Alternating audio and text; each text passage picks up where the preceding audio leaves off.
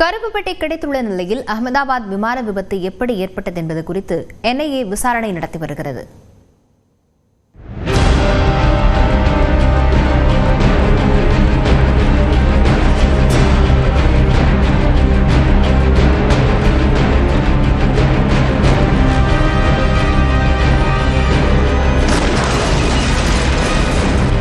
அகமதாபாத்தில் இருந்து லண்டன் காட்விக் விமான நிலையத்திற்கு வியாழக்கிழமை புறப்பட்ட ஏர் இந்தியாவின் ட்ரீம் லைனர் விமானம் புறப்பட்ட சிறிது நேரத்தில் BJ மருத்துவக் கல்லூரி விடுதி கட்டடத்தில் மோதி வெடித்துச் சிதறியது.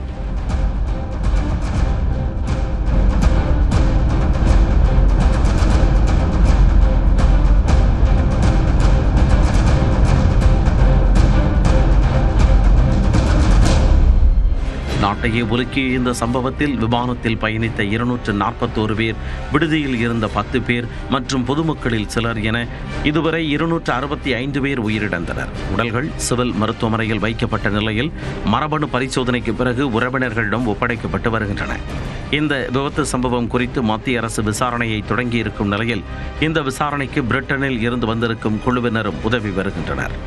விமான விபத்து நடந்த பகுதிக்கு சென்ற பிரதமர் மோடி சம்பவம் குறித்து அதிகாரிகளிடம் விவரங்களை கேட்டறிந்தார்.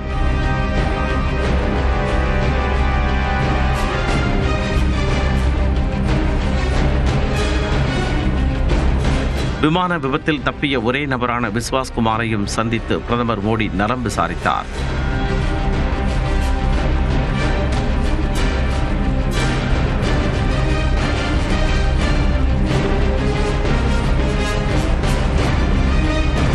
விபத்தில் சிக்கிய விமானத்தின் கருப்பு பெட்டியானது மருத்துவக் கல்லூரியின் மாடியில் இருந்து மீட்கப்பட்ட சூழலில் நடந்தது என்ன என்பது குறித்த ஆய்வையும் விமான போக்குவரத்து துறை அதிகாரிகள் சேகரித்து வருகின்றனர்.